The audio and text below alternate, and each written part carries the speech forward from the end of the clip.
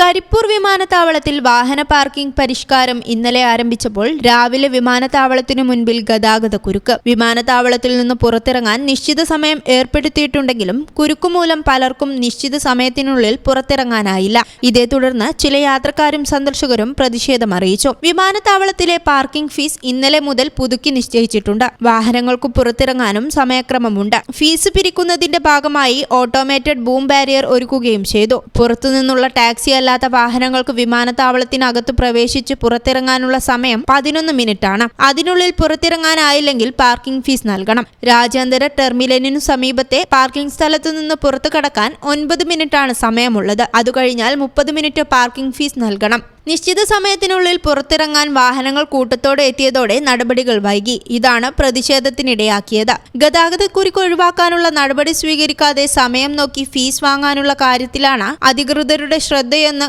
യാത്രക്കാർ ആരോപിച്ചു. രാവിലെ കൂടുതൽ വിമാനങ്ങൾ ഉണ്ടായിരുന്നതിനാൽ യാത്രക്കാർ കൂടുതലായിരുന്നു. അവരെ യാത്രയാക്കാനും സ്വീകരിക്കാനുമായി എത്തിയവരുടെ വാഹനങ്ങൾ വിമാനത്താവളത്തിനുള്ളിൽ കുരുക്കിൽപ്പെട്ടു. അടുത്ത ദിവസം പ്രശ്നത്തിന് പരിഹാരം കാണാനുള്ള ശ്രമത്തിലാണ് അധികൃതർ. News bureau, Karipur.